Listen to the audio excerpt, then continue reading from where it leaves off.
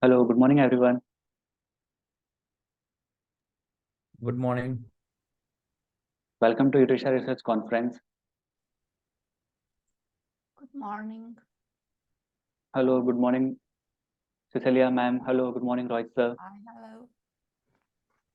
How are you? Well, thank you. We will start our conference shortly.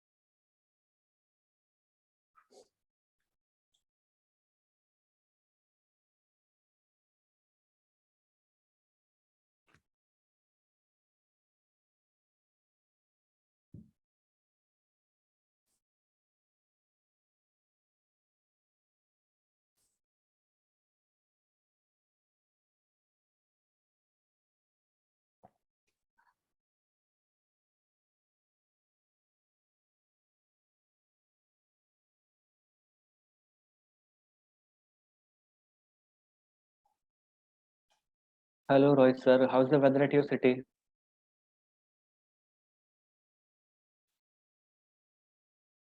Oh, yes, it's good.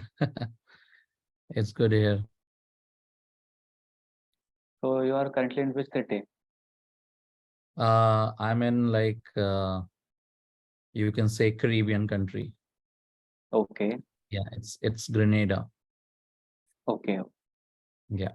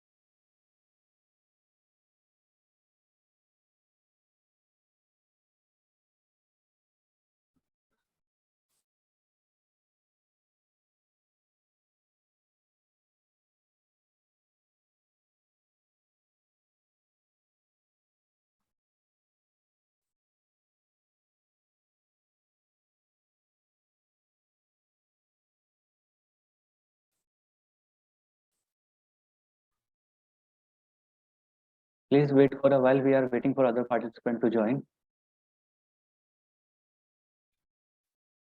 Yeah, no problem. Yeah. Thank you.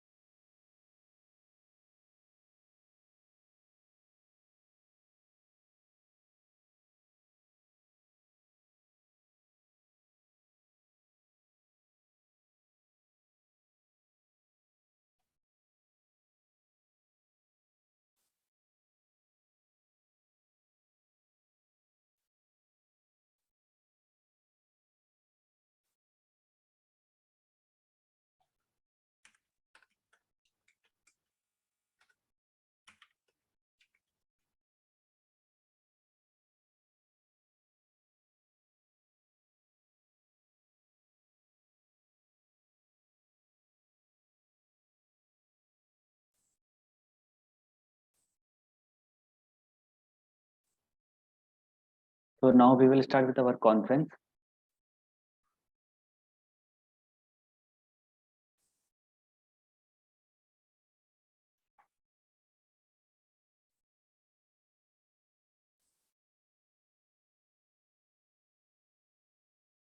Welcome to Eurasia Research International Conference.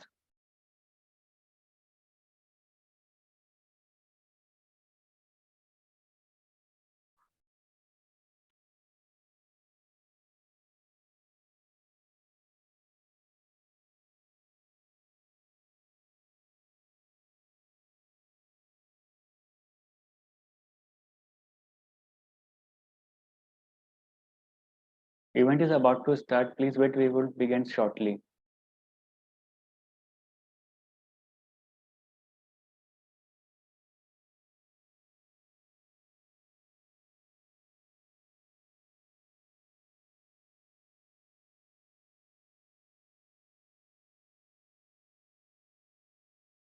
Today we have presentation and participants from 8 different countries around the world: Portugal, Russia, India, Burkina Faso, West Indies, Turkey, Indonesia, Uzbekistan. We are broadcasting this conference on Facebook Live on multiple pages of Eurasia Research. The link for the live chat session are shared in the chat box.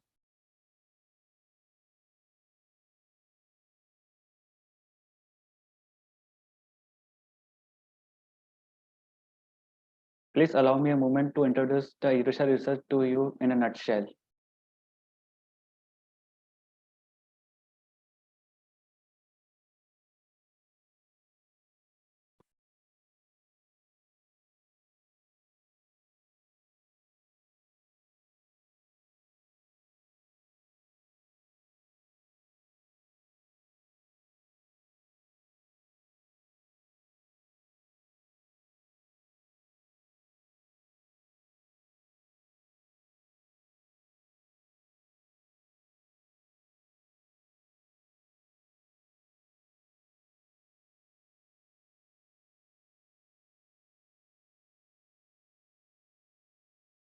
With over more than 1 million satisfied members and associates spread across the globe, Eurasia Research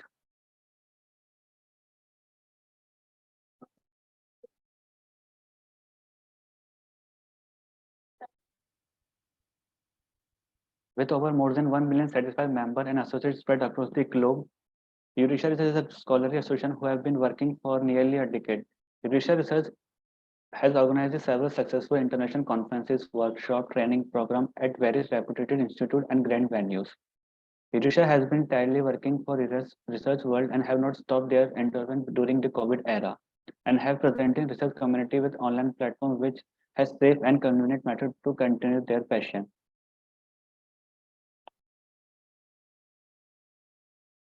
We are an international community of researchers, practitioners, students, and educational who aim to bring together worldwide researchers and professionals, encourage an intellectual development to create opportunity for networking and collaboration. These objectives are achieved through the academic networking, meeting, conference, workshop, projects, research, publication, academic awards, and scholarships. We provide scholarship to our deserving candidates to promote students and research scholars to participate in the Internet conference. Young Research Scholarship is provided in the form of full registration fee waiver.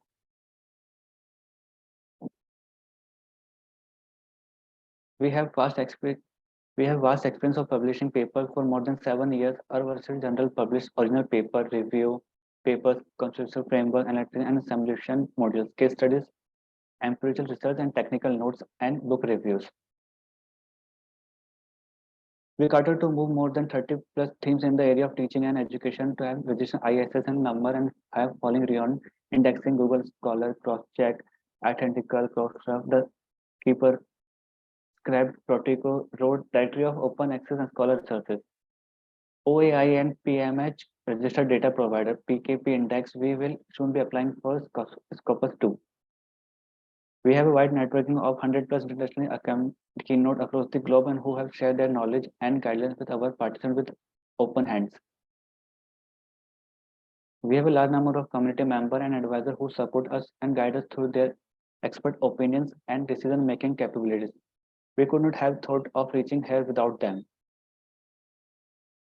We also encourage our participants to connect with more than 15K plus followers on our social media platform where they can share their research and interests.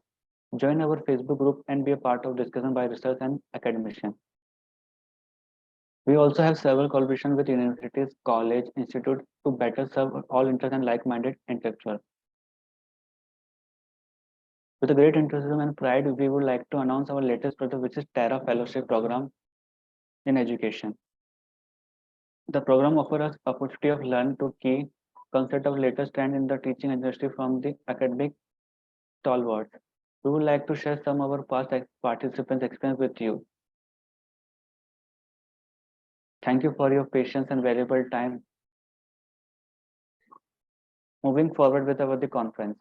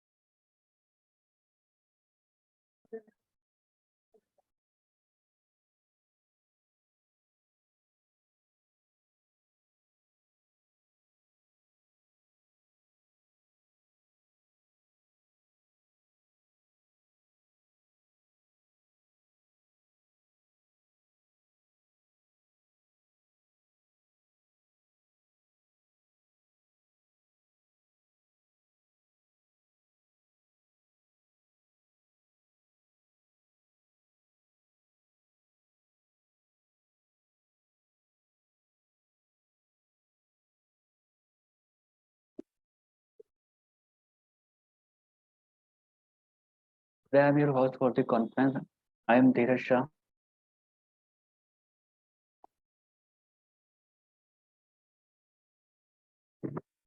Now we will begin with our conference.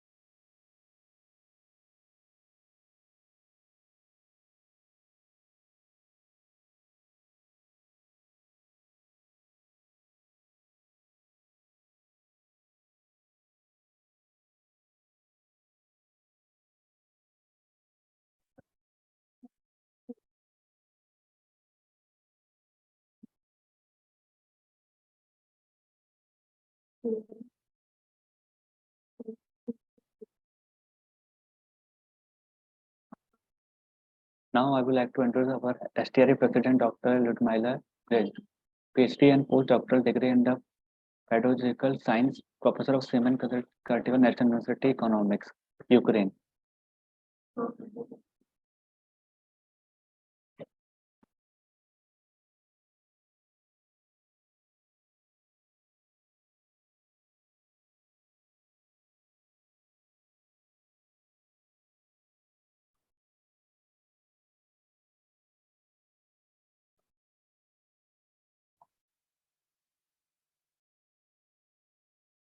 Hello to everybody. My name is Ludmila Grzun, and I am happy to greet all the participants of the Science and Technical Research Association. It's a great honor for me to take up the position of the President of Association. A few words about myself. I earned master degree in applied mathematics. Also, I earned PhD and postdoctoral degree in pedagogical science. Currently, I'm working as a full professor of Information System Department, Simon Kuznets National University of Economics, Kharkiv City, Ukraine. During the last 3 years, I have been actively working within the association. I was invited as a keynote speaker at different conferences where I shared the results of my research in the sphere of information technologies in education. Science and Technical Research Association aims to bring together worldwide researchers and professionals to encourage intellectual development, to create opportunities for networking and collaboration. These aims are achieved through academic networking, meetings, conferences, workshops, projects, and etc. So I would be happy if the current and new coming members of the association and all of us together took the opportunity to go on their investigations, to share their research and the results of their research on the platform of the association to make our world a better place to live. So see you later in our forthcoming event. Follow up in the sites and in Facebook. Thank you.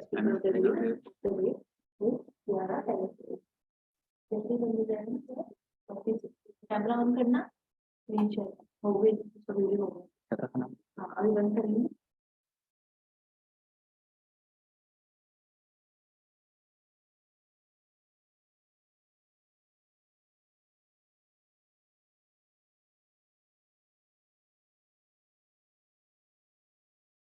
Thank you, Dr. Ludmila. Moving ahead with the conference, our first eminent speaker of the day is Charika.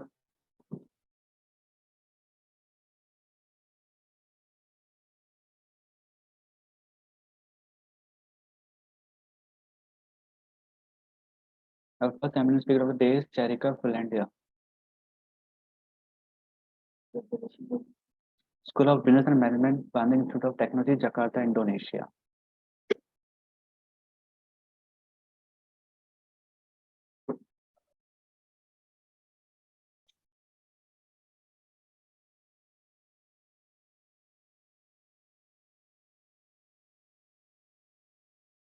My name is Ciara Kalina Dia. I am 21 years old and I am from Jakarta, Indonesia. I am an undergraduate student at Bandung Institute of Technology in Bandung, Indonesia. I find online conferences to be very suitable for me, and I can also receive lots of benefits through online conferences.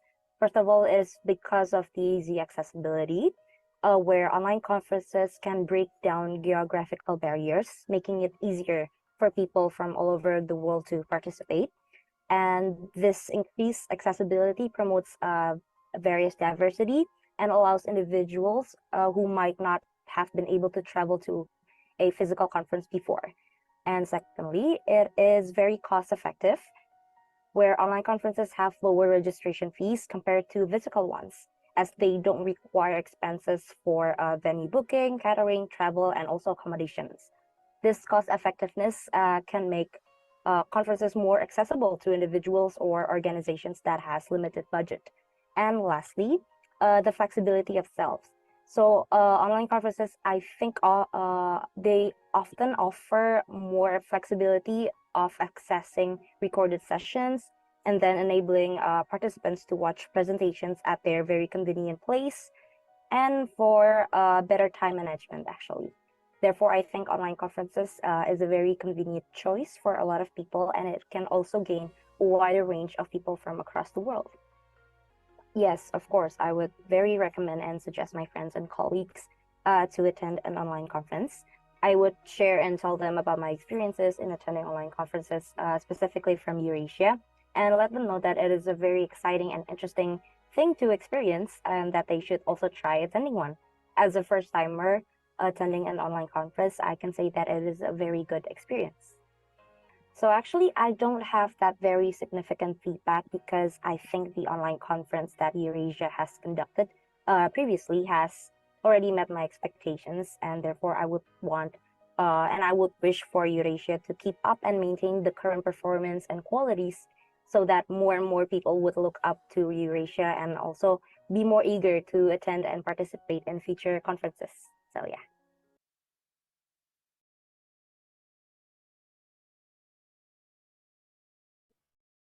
Thank you, Chair. Our next eminent speaker of the day is Abbos Utkiro.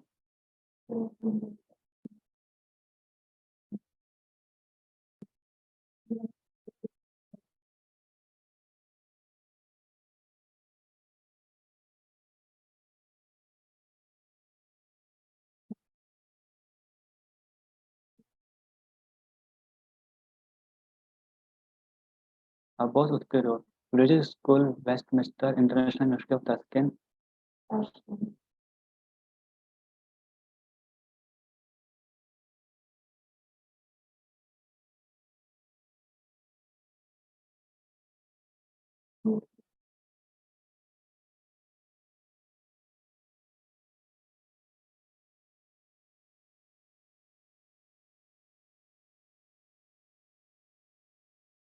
Difference is better comparing to the offline one in terms of you will not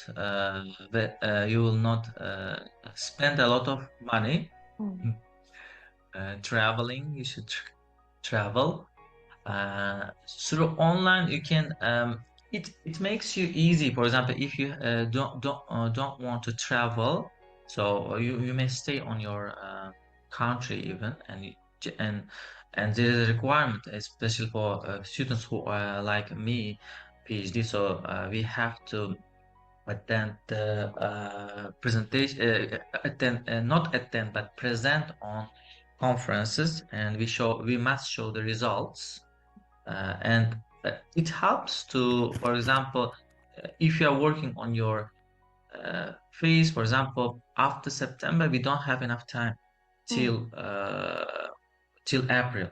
So it means that uh, we cannot travel for 10 or 15 days because there are lessons has been already set. So you cannot leave that, or you have to give to other teacher or lecturer. You have to find another lecture for you. So it makes hard to you to attend offline. So in this period, in this time, virtual presentation is the best solution. Yeah. So therefore, during that, if the conference are during this period, so I prefer to present online virtually. This is best solution. In summertime, when we are free, so you have a lot of time, you are free, so traveling is also plus. So I think that that period can be the best solution for offline conference. Yeah, I already encourage it, encouraging. So I during the conference, I made a video. Video means that where it's holding. For example, it's holding in Amsterdam Zuidi Hotel. So I made some videos. You can make a video, and also the organizers of the conference also helped me support them to take a video of the presentation part. So these parts, these kind of videos also encourage, motivates others. So I put it on my social media, and my friends are watching, my colleagues. So I'm telling them so how it was very great. So I encourage them that you should participate, you should go. Even being a listener is attending is must, I am saying. And I also shared the website and sharing the website everywhere. So I'm putting the video and sharing the website so they will be able to find the conference, the next upcoming conferences. Regarding feedback, being honestly, I really liked the conference, and the place also was very nice. And we also held in our university conferences, but in our university there will be a lot of people and a lot of administrative and academic staff. But what I was liking here, it was the how can I say, the academicians was narrow, and all of them was in teaching and research. So which we can learn from each other. For example, I have learned a lot from my other colleagues. So because direction, even some of them are in policy and criminology sphere. For example, I'm in management and marketing. Some of them I have seen in Silk Road. So all of them are in different spheres, but the similarity is we all teachers, most of them are teachers, so in one direction. So I have learned a lot of things from them. So and this was very motivation. And another point that the attendees, listeners, and also the presenters was from different countries, from Canada, from London, east of London University, and from Egypt, if I don't mistake, from Japan, uh, which makes, how can I say that, different views, different people, different opinions, different ideologies, and different cultures. So this is, how can I say, this is amazing. This was the amazing experience which I got. So I think what is conference organizers are doing, so they are collecting not only from the one specific place, but from different countries, from different nations, different culture, multidisciplinary conferences. So this one of the strongest point of the conference. I believe that. Yeah.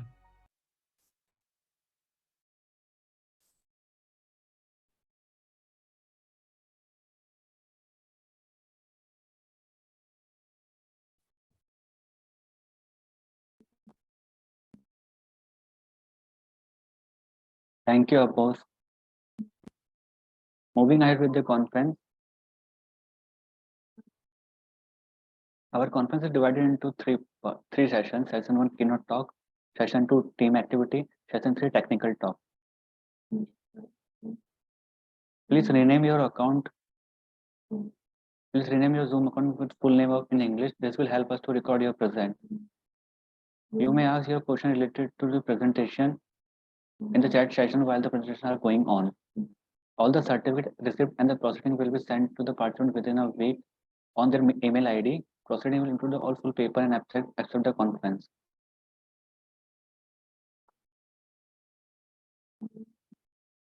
Moving ahead with the publication process. The publication process starts once the registration is completed. Author need to send their paper, concept form, review detail email on the email ID of convener@eurasia-research.info.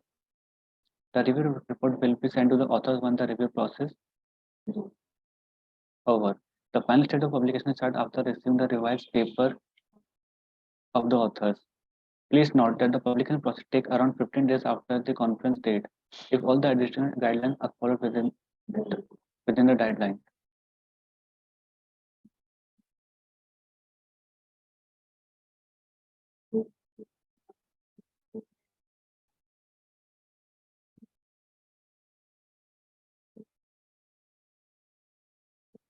We will start our session first of the conference, keynote talk.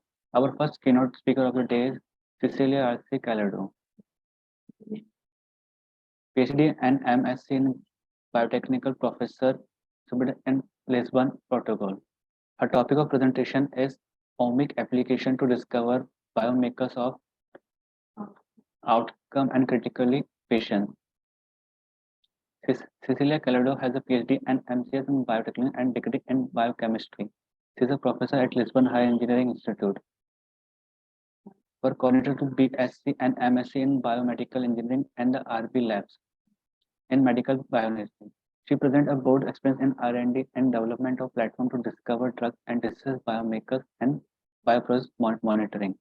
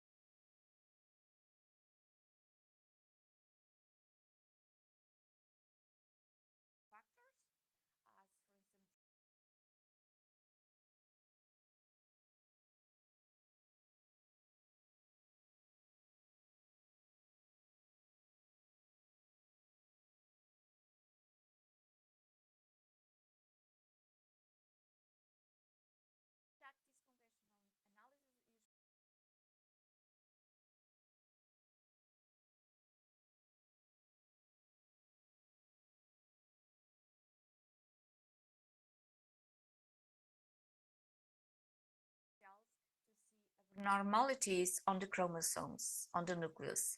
And this takes too long, is like a week. So it's not a routine conducted test.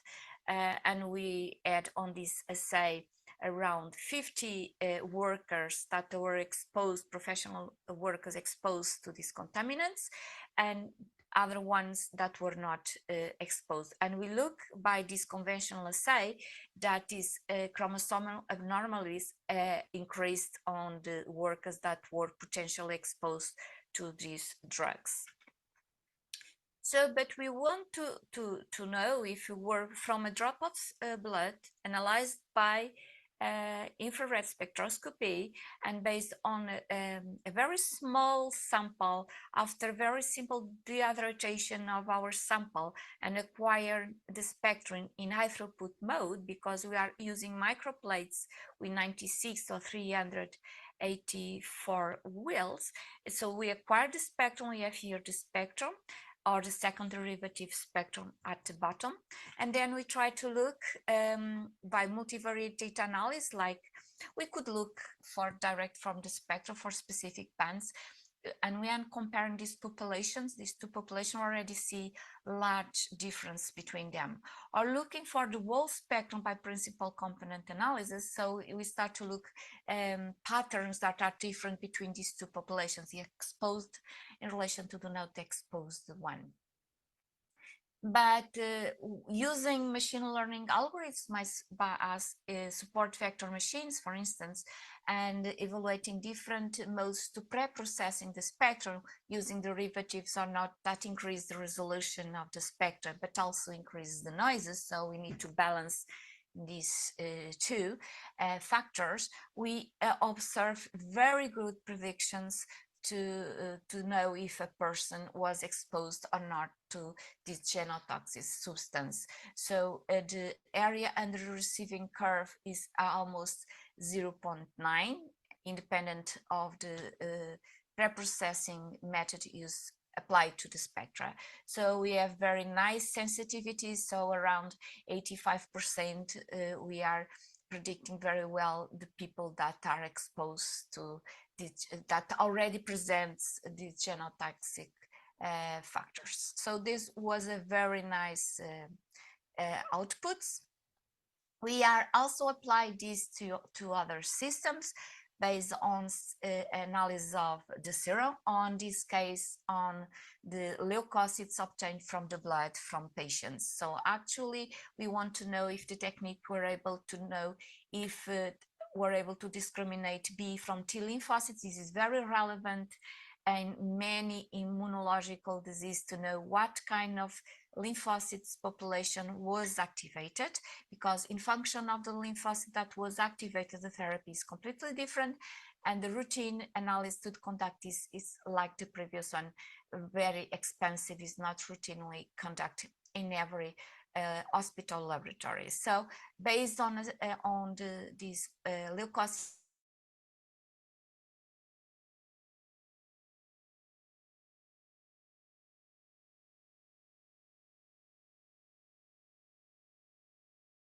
and evaluating different regions of the spectra or different, for instance, we have here the regions, the whole spectrum, or only a part of the spectrum. We know that, for instance, in this case is specificity very high, accuracy is very high, precision is very high. So we have excellent predicting performance. In this case was the signature associated to B and T lymphocytes was totally different. Even so, there are many questions about the technique. So we compared our technique on this particular case with patients from intensive care units, some of them under mechanical ventilations, other none, some of them deceased, other not. And so we compare all these subgroups with two different techniques. So we applied for all the samples, we acquired the spectra and the molecular profile obtained by the spectrum from all these blood samples. And from also the blood samples, we analyzed it by a conventional assay used to acquire the metabolome of the system. So in this case, with liquid chromatography associated to the tandem MES, so mass spectrometry. So, and we analyze, for instance, based on mass spectrometry data, we obtain for these particular two populations that all of them were with invasive mechanical ventilation. So half of them deceased on the intensive care units. And I want to know, to predict before 1 week before the death, if you were able to predict the risk associated to a particular patient that is going to die or not. And this is very important for medical care, to know if this particular patient is going to worse, and so focus our medical attention to this patient to minimize this end. So, and we were able to obtain a set of metabolites very identified by MES, and looking for this signature, we observed that the deceased patients 1 week before the disease present a completely different molecular profile. And so the machine learning algorithm in this case was a linear discriminant analysis. Based on these metabolites, we were predicting with high sensitivity, with high specificity, which patients were dying or not before what happened. So we compared this data also with the infrared spectra data, and we were achieving very similar prediction performance with very high sensitivities, like slightly higher even with the infrared spectrum in relation to the metabolites profile acquired by mass spectrometry with very, very high specificity and so on. So this gives us a very interesting predictive performance. We are applying this to other very different clinical problems, like predicting the rejection of the renal organ transplant patients before that happens, predicting bacteremia in intensive care unit patients.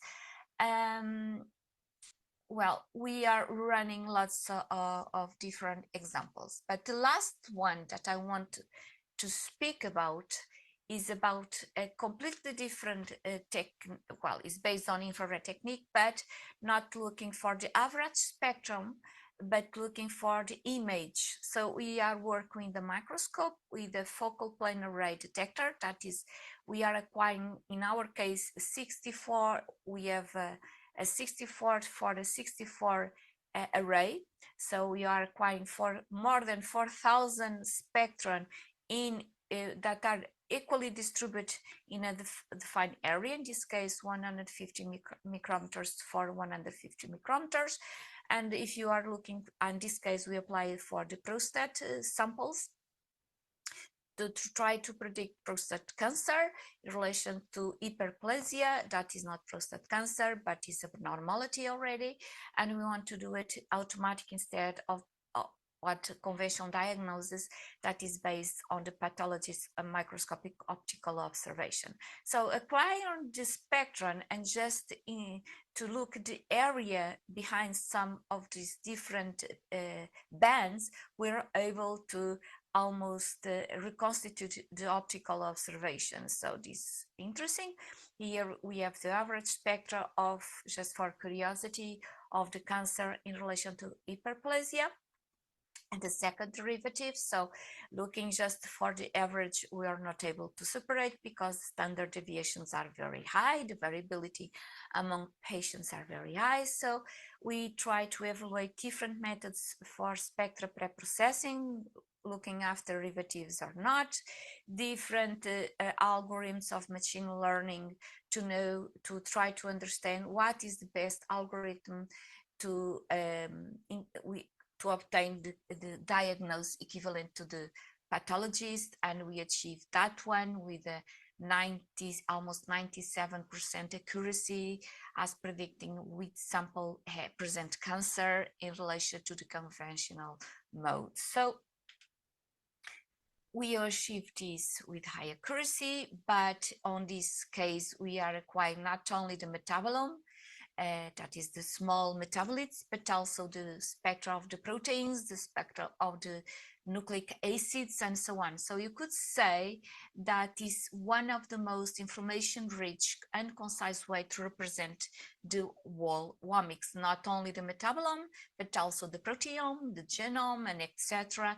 And we are achieving very nice prediction models based on machine learning algorithms. So we could say the technique has a great potential to discover these biomarkers, to subcharacterize all these disease types, or conduct in an alternative mode a very quick diagnosis. So hope you enjoyed my presentation. If you have any question, you have here my email, and I will be pleasant to speak with you. So thank you very much, and have a nice day. Thank you.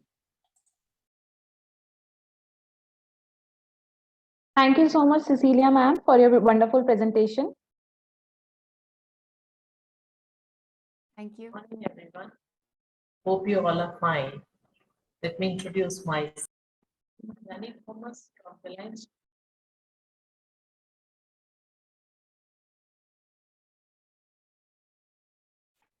I would like to request all the participants, if they have any questions related to Cecilia ma'am's presentation, they can ask her, or they can put their questions in the chat box.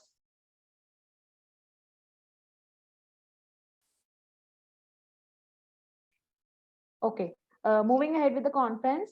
First, I would like to mention that now I will be continuing with the hosting of the conference. So our next keynote speaker of the day is Dr. Annie Thomas, Professor in Information Technology Department, HOD, IT and MCA, Bhilai Institute of Technology, Chhattisgarh, India.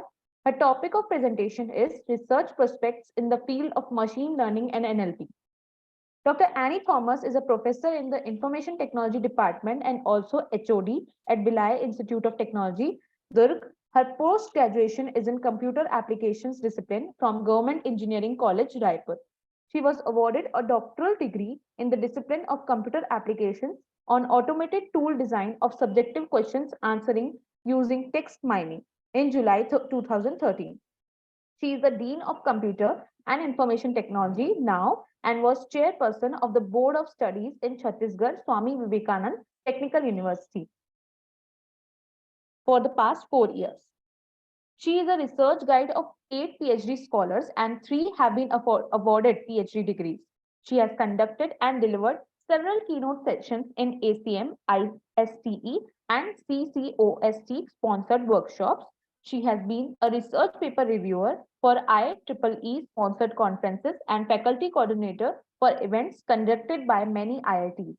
She is a live fellow member of professional bodies, the Indian Society for Technical Education and the Computer Society of India, and also an editorial board member of many journals. She got the Best Paper Award at the National Conference Technovision 2007. She and her team has bagged second positions in slot filling task, a research software project competition organized by NIST, Government of USA. Dr. Thomas has teaching experience of 24 years and research experience of 15 years with areas of academic interest in artificial intelligence and expert systems, natural language processing, and machine learning using text mining. She has 6 copyrights registered in the computer software category from Government of India and completed 1 sponsored project.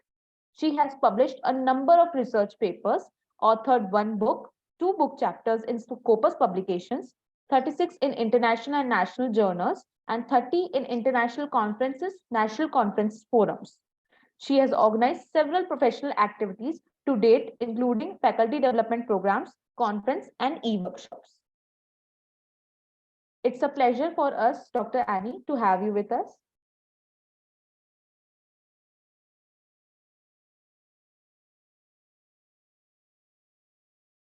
Institute of Technology, Durg from Chhattisgarh state and from the country of India. Today's keynote session is on research prospects in the field of machine learning and natural language processing. the two new aspects of AI in the field of natural language processing I want to introduce over here. There is generative AI and explainable AI. So as we all know about AI, artificial intelligence, everyone knows nowadays, is to make the machine as intelligent as human beings. And with the advent of ChatGPT and all are familiar with the term AI nowadays, to make the machine as efficient as humans. So machine learning, that is a part of AI, there is a subset of AI, and in machine learning, we make the system learn according to the knowledge base that is provided. Again, going deeper into that, we have deep learning, that is a subset of machine learning, where we have deep neural networks to have more precise and evaluative results for the problem statements. It has more than one hidden layers, which makes it possible to go deep into the network frames. So depending on all this, we'll go further into generative AI. The machine learning model can be divided into supervised and unsupervised models. Supervised model has a set of labels that are fixed and they are always existing. Like if we get an output also, we will have a label attached to the output from which we can always check whether our prediction is correct or not. The unsupervised models, they are not having a class of labels. We have to predict based on the model that is generated, and maybe that may be unstructured data or unstructured data. So unsupervised learning will be on the basis of the input data that is given. A model will be working on that input data, and it will be having a generated example. Going further into deep learning, we again have two types, discriminative and generative. Discriminative is used to classify, predict, cluster, and it is trained on a data set of labeled data. We already have the labeled data, then the training is easy, as we have to put it into one particular class, and it learns the relationship between the data points and the labels. But generative is different, that it generates new data based on the training that is provided to it. So it has to understand the distribution of data and how likely a given example is going to be categorized into that generative example. But in discriminative, we don't have to generate any new data. The best example of generative AI when it came into existence is everyone is having a mobile and we type the text. So when we are typing the text, it will give you, like if I type Villa, it will give the next predicted word as institute and the next predicted word as of Villa Institute of Technology, Durg. I'll get an option for that because it learns from the patterns I have been doing all these days. So it is predicting the next word in a sentence. That's the best example of a generative AI. Now, if we come to the concept of generative AI, it is also called Gen AI. It is artificial intelligence capable of generating text, images, or other media using the generative models. And if the right side, if whatever I have written, if you can see, not Gen AI when Y input is a number or a discrete or a class or a probability, but it is when it is a natural language text or an image or an audio that shows that it works on unstructured data. So generative AI works on unstructured data to generate new patterns. We have foundation models, large language models, which we'll be discussing in the further slides. So now we understood that generative AI, where we generate new content, and that content may be a text or image or audio. So if we see the category of the supervised, semi-supervised, unsupervised Gen AI, you can have input as training code or labeled data or unlabeled data, and the foundation model works on all this and generates new content, and the output can be a text or image or code or video, audio, anything. So the main concept here of generative AI is to generate the new content based on the training that is provided. So here, since I am interested in text, so I have taken only the text input. You can also take image or audio.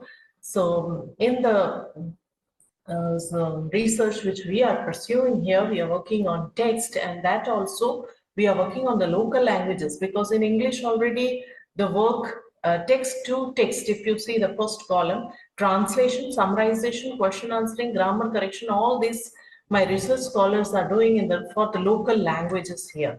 Because for English we are having already or much work is being done on this in these areas. I'm not working in image and audio and musicians, but you can, because image generation, text to image, text to video, text to speech, all these are again natural language processing, generative AI can be used in all these areas. We know about the Google's foundation models, that is Palm API for text is a very popular model. BERT we use, VIT for vision we use, VIT GP2, VLIP, VQA, all these models we are using. Now, when we talk about natural language processing, we talk about large language models. A large language model is specifically designed and trained for natural language processing tasks. What is the characterization of large language models is its large size.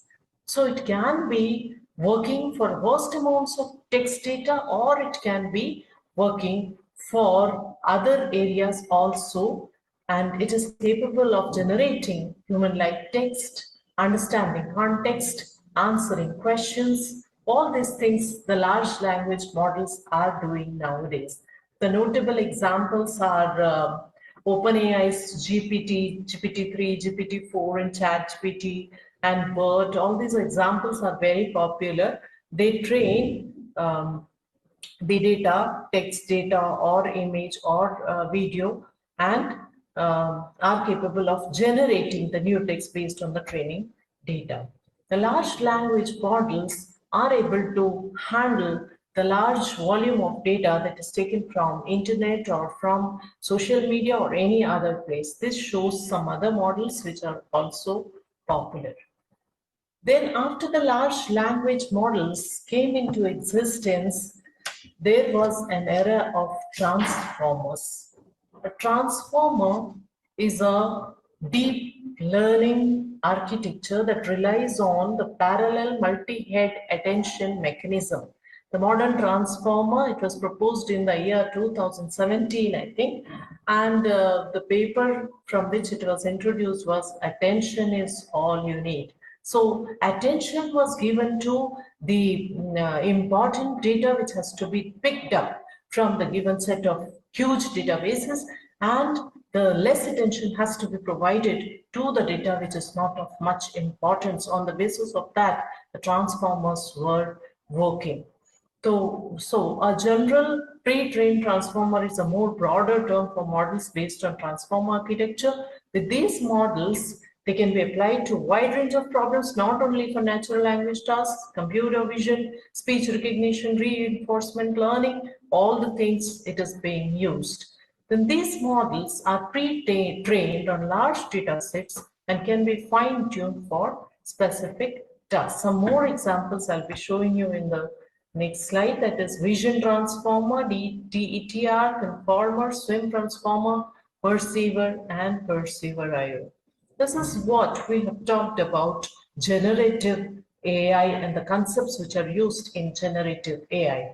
Moving on ahead to explainable AI, that is also a new term that is being used in the industry nowadays.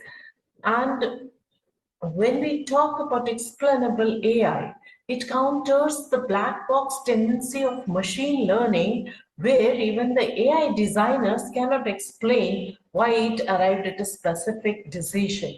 Now what happens is we see the black box design of machine learning, where we have reached to a conclusion, but there needs to be an explanation about how we are getting these results, why it is not like this and why it is like this, and why this explainable AI was needed when we are getting the results. Why was this explainable AI was needed? That was because the domains like medicine, defense, finance, and law, where it is crucial to understand the decisions and build trust in the algorithms. We have made the algorithms, we are employing the algorithms, we are getting the results.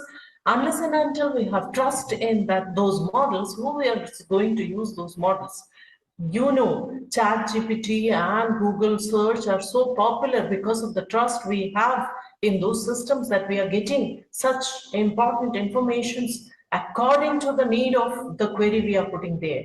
So explainable AI came into existence to backtrack, find out how we are getting the results.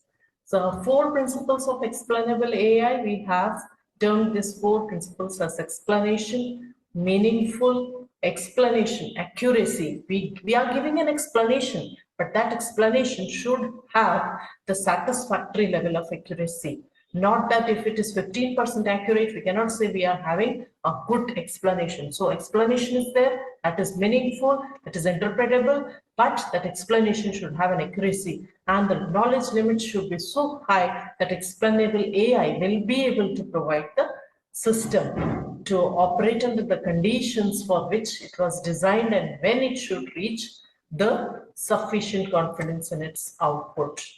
So explainable AI, if you see the advantages of explainable AI, the assisting its users in determining appropriate trust, that's the first part, trust we develop in the system and the model which we are generating. And the second part is we have an interpretability and explainability mechanism which can explain to the users how it is working. So the next part is that although it is having so many advantages, there are so many disadvantages or issues, challenges which are existing with this. One is contrasting the interpretability and accuracy. We know when we have to reach the human accuracy levels, sometimes it may, the explainable AI may not be able to give the correct explanations. It may be contrasting with the human explanations, and those cases which has to be dealt in the model has to be improved like that. So still it exists, these issues exist. Describing the abilities as opposed to describing the decisions. And there should be the use of abstractions to clarify the explanations. Now, based on this explainable AI, XAI it is also called, we see there is categorization based on agnosticity, that is model agnostic or it is model specific. If it is applied to all the model types, then it is called model agnostic. And if it can be applied to only particular specific model types for which particular task it is being made, then it is model specific. That is the categorization of agnosticity. And depending on the scope, we have global explanation or local explanation. If you want some part or the prediction of some particular area only to be displayed, it will say it is local explanation. And if we want the explanation of the whole model, how it is working, then we go for global explanation. But local explanations are also important because individual predictions are also taken into account in XAI, because global explanation can be given on a larger scale, but local explanation need to go deeper into the problem. So that is again an area where the research can be done, and the different problems can have different perspectives, different aspects to include either model agnostic, model specific, or global or local explanation. So as I told you, we are working on local languages, and on the basis of these local languages, we are doing text summarization. So again, now for the persons who are hearing me, those who want to do and research in the field of natural language processing, machine learning, you can go for single document summarization, you can go for multi-document summarization, you can take any of the languages on which work has not been done, you can go for indicative, informative, evaluative summarization. Any of the tasks can be taken upon, and then on the basis of this, you can generate models, generative models or discriminative models, which will help you to give a proper text summarization.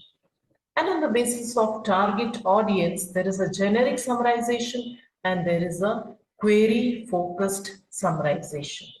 On the basis of type of summarizer, you have monolingual, multilingual, cross-lingual, all types of summarization. So these, I have only included these slides so that if you have, some have interest in generic summarization, some in multilingual, so you can pursue your area of interest.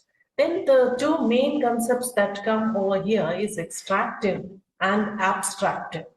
In extractive summarization, the parts of the original text are taken to form the summary. Like if we are taking a document and from that document we want to summarize it, the important sentences will be taken out and given as the extractive summarization. But in the abstractive summarization, you need to generate the new text depending on the extracted important parts of the documents. So all this has to be done, which shows that abstractive summarization needs more fields which have to be covered so that the abstractive summarization finds out the meaning and again generates the new text based on the training data. Some comparative studies of year-wise publications has been done. The new concept which has been included for the new language has been done in using these steps. From the input, pre-processing has been done. On the pre-processing part, text cleaning was done, stop word removal based on the local language was done, then feature extraction, and then optimization was applied to find the text summary. On the basis of some of the models, BiLSTM was applied, BERT was applied, GPT was applied, and we could find that the results are, we could compare the models on the basis of the results, and a new model, innovative models are being generated by the research scholars in this area. Then next topic was spelling and correction.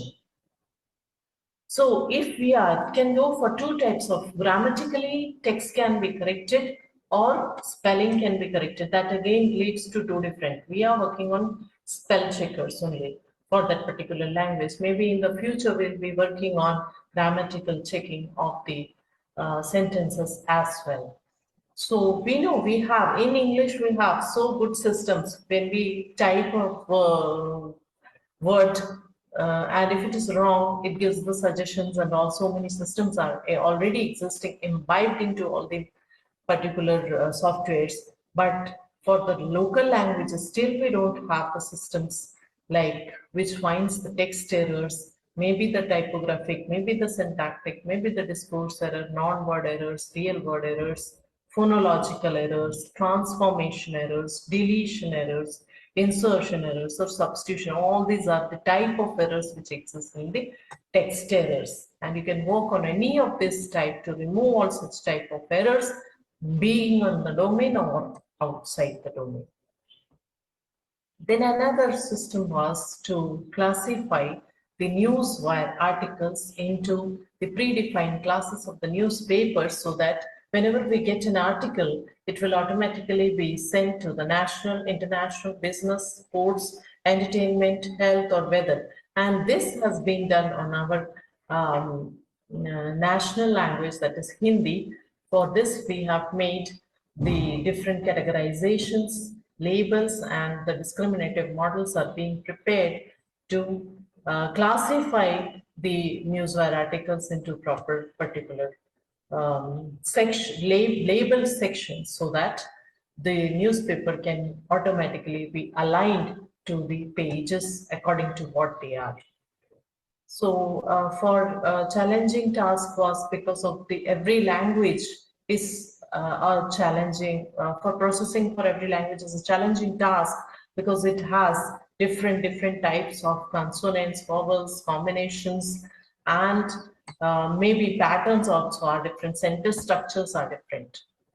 So from different data set, huge amount of data has been collected and work has been done on this. I'm not able to show you the particular results of these models, but I'd like to tell you that the news wire articles, they will be classified into predefined labels. Another work that is going on is semantic analysis of the reviews which are collected from the social media, and based on those reviews the sentiment analysis, where the sentiment analysis models have still not been applied on, and based on that suggestion mining techniques are being proposed so that they give more accuracy than the existing semantic analysis models.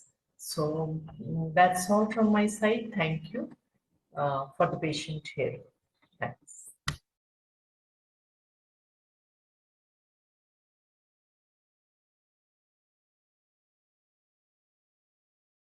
Thank you so much, Dr. Annie Thomas. Moving ahead with the conference now.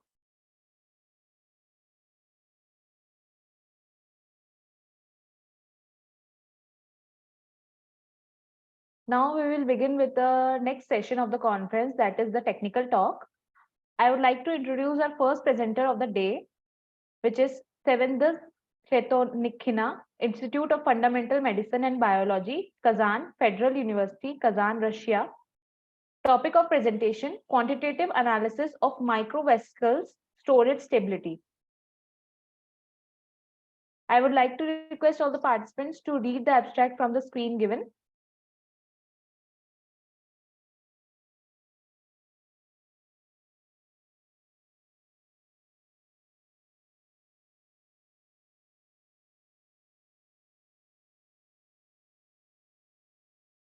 Due to some unforeseen circumstances, Seven is unable to join the conference today, so we will move ahead with the conference. I would like to request everyone to put the questions in the chat box. Our next presenter of the day is Valeria Siromia-Tikhnova, Institute of Fundamental Medicine and Biology, Kazan Federal University, Kazan, Russia. Topic of presentation, exosome-like particles remain in fetal bovine serum after depletion by ultracentrifugation. You may read the abstract from the screen.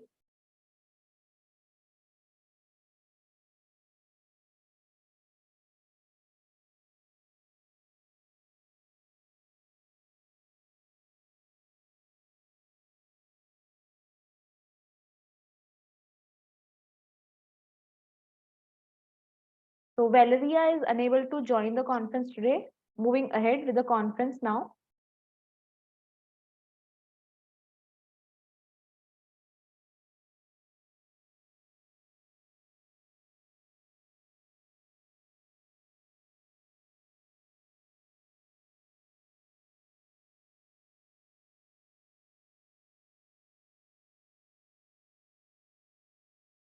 Our next presenter of the day is Anna Doinikova, Institute of Federal Medicine and Biology, Kazan Federal University, Kazan, Russia. Her topic of presentation is ultrasound-mediated generation of membrane vesicles from human cells. I would like to request all the participants to read the abstract from the screen given.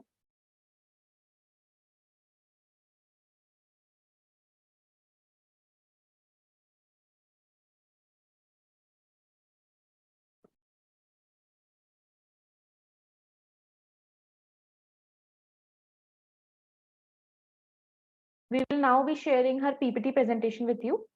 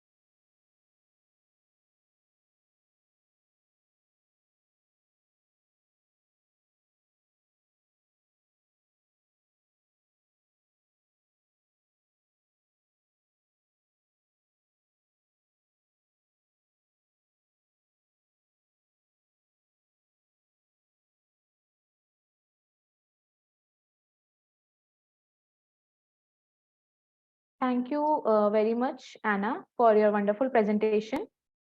Moving ahead with the conference now. I would like to request all the participants to put their questions in the chat box related to Anna's presentation. Moving ahead with the conference, our next presenter of the day is Mert Gulam, Faculty of Engineering, Karadeniz Technical University, Trabzon, Turkey. His topic of presentation is comparison of non-evaporating spray characteristics of gasoline and methanol for a swirl type GDI injector. I would like to request all of you to read the abstract from the screen given. Hello. Hello, good morning, Mert. How are you doing today? Thank you. Thank you. How are you? I'm good, thank you. Thank you. My presentation is visible. No problem. Just a second. Yeah, your presentation is visible now. Okay. Thank you. Hello, everyone. I am Mert Gülüm from Karadeniz. From Karadeniz Technical University. My study is comparison of non-evaporating spray characteristic of gasoline and methanol for a previous several type gasoline direct injection injector. This study focused on the non-evaporating spray characteristic of methanol and gasoline for a pressure several injector. For this, an empirical correlation of Sauter mean diameter is used under different injection pressures and ambient pressures. Moreover, in the study, the main spray penetration is calculated using an empirical correlation for methanol and gasoline. Introduction. Alcohols present an attractive alternative fuel for gasoline engines due to their benefits. For example, high octane number, generally less emissions, high evaporating cooling effect, and low sulfur content. Methanol, ethanol, and propanol are lower alcohols, and butanol and pentanol are higher alcohols. In the study, methanol is investigated for spray characteristic. Gasoline engines are mainly used in passenger car and small generators. This study performed the comparative analysis of the atomization quality of methanol and gasoline under different operating conditions using an empirical correlation for Sauter mean diameter. And in this study, the main spray tip penetration is calculated using an empirical correlation for methanol and gasoline. Material and methods, calculation of Sauter mean diameter and main spray tip penetration. In this study, Sauter mean diameter of a pressure several injector is computed using equation 1, suggested by Leberne, where sigma is surface tension, new dynamic viscosity of fuel, m mass fuel rate, delta P pressure difference between injection pressure and ambient pressure, and rho density of ambient. Moreover, in order to calculate the spray tip penetration is used using equation 2, where L is the main spray tip penetration, T is the time after the start of injection, and rho ambient density, delta P is the pressure difference between injection pressure and ambient pressure. properties of test fuel. In the study, the atomization quality of methanol is investigated and compared to gasoline by computing Sauter mean diameter, and the fuel properties of methanol and gasoline are listed in table 1. These fuel properties are used to compute Sauter mean diameter. Operating conditions, and in the study, the atomization qualities of methanol and gasoline are investigated at different injection pressure and ambient pressures. The detailed operating conditions are given in table 2. These values given in table 2 are selected from the following experimental studies.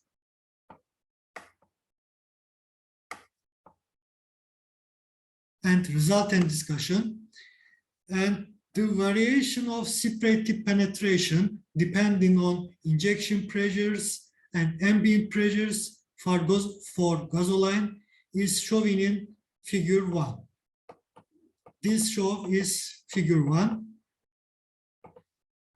As shown in figure 1, the spray tip penetration increases with increasing injection pressure for all investigated ambient pressures, because the initial speed of the spray increases with increased injection pressure.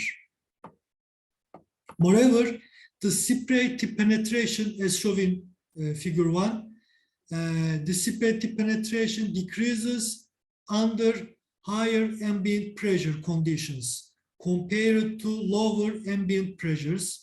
This result occurs because high ambient pressure leads to a reduced pressure difference, and reduced pressure difference decreases the fuel injection velocity. That is why the spray tip penetration also decreases with increasing ambient pressure.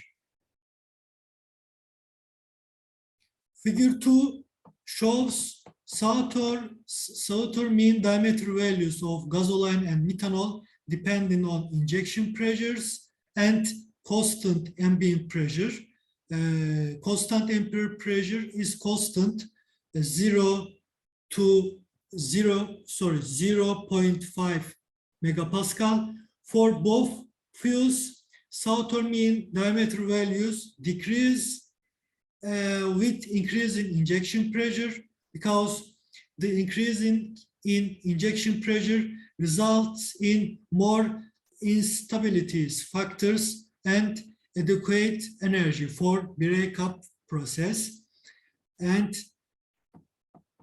moreover, at each injection pressure, as shown in figure 2, at each injection pressure, Sauter mean diameter values of methanol, that is red in figure 2, methanol values are higher than gasoline, because methanol has higher density and higher dynamic viscosity, as shown in table 2, and higher density and higher dynamic viscosity prevents break into the spray. So Sauter mean diameter values increase for methanol compared to gasoline. Finally, figure 3 shows Sauter mean diameter values of gasoline at different ambient pressure and constant injection pressure, and 2 megapascal is constant for injection pressure. An increase in ambient pressure results in an increase in Sauter mean diameter, because the increase in ambient density decrease in velocity speed, That is why southern mean diameter increases with increased ambient density. Conclusion, understanding spray characteristic is necessary for optimizing mixture formation, improving combustion, and decreasing exhaust emissions in internal combustion engines. Therefore, this study investigates the spray characteristic of methanol and gasoline for different operating conditions. The main findings for this study include as following. Injection pressure effects.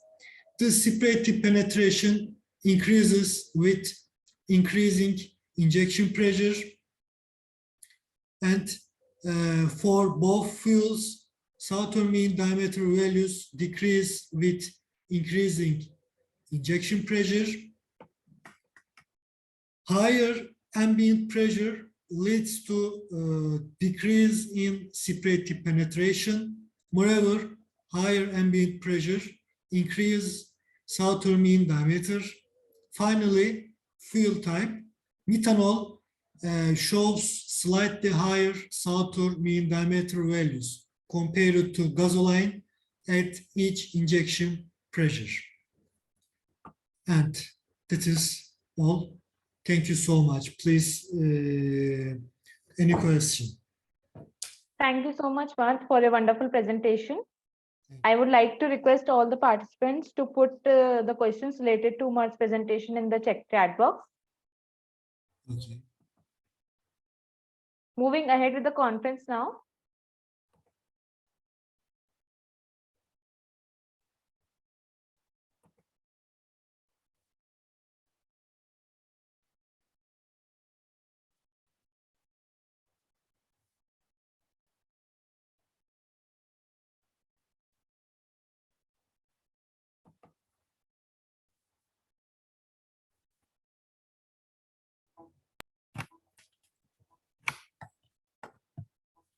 So our next presenter of the day is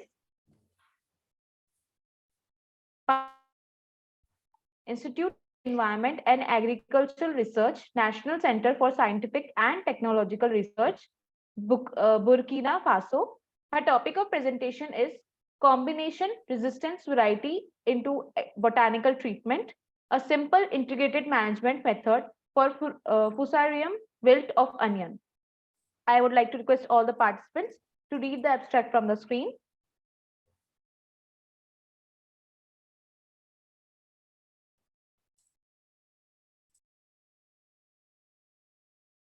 Due to some unforeseen circumstances, Elizabeth Zida is not able to join us today. We will move ahead with the conference now. Our next presenter of the day is Rohit Mishra, Department of Pathology, St. George University, Grenada, West Indies. Topic of presentation, assessment of effect and safety of beta blockers in hypertensive patients. I would like to request everyone to read the abstract from the screen.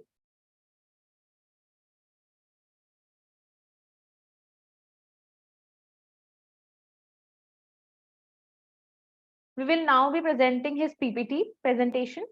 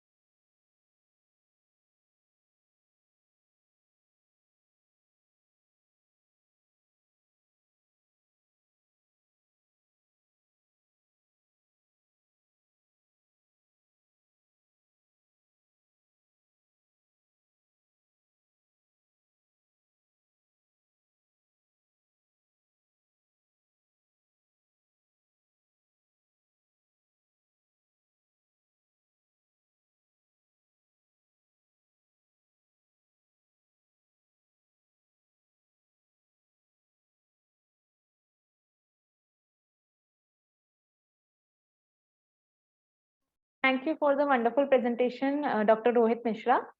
Moving ahead with the conference now.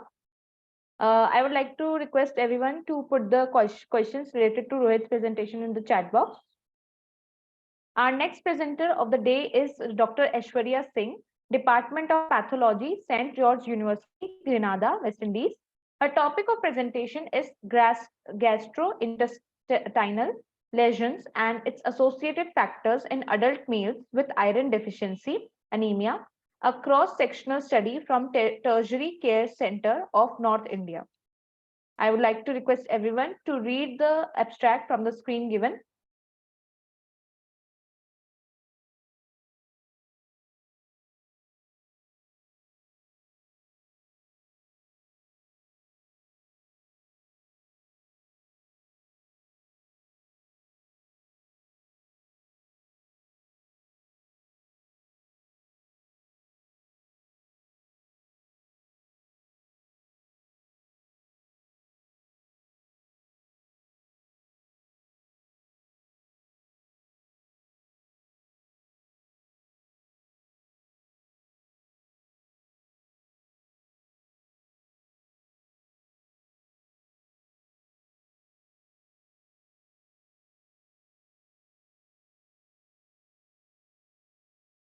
So due to some unforeseen circumstances, Ishwarya is not unable to join.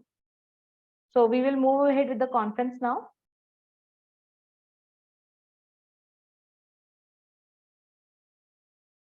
So this brings us to the end of the conference. I would like to thank all of the participants of the conference. With great pleasure and enthusiasm, I would like to conclude that the conference was a great success. Many people have contributed in different ways to turn this event into a smoothly running conference with a very interesting presentations. This conference has resulted in good discussions and networking. I owe my gratitude to all the presenters and patient listeners of the conference and to all the coordinators and the whole staff of Eurasia Research for their constant support. I would also like to thank all universities and institutes who have sponsored our participants and people who have directly or indirectly contributed in the smooth conduct of this conference. I would like to mention Eurasia Research upcoming conferences. Eurasia Research conducts conferences around the world. In October, we are organizing a conference in Dubai, November, Singapore, London, Kuala Lumpur, and in December 2023, Bangkok and Bali. I would like to request everyone to please refer these conferences to your friends, colleagues, and members, family members.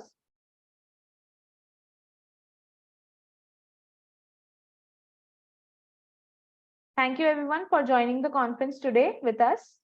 I would like to ask for the feedback now.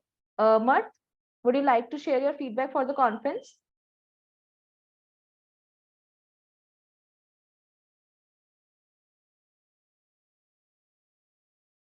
You are muted.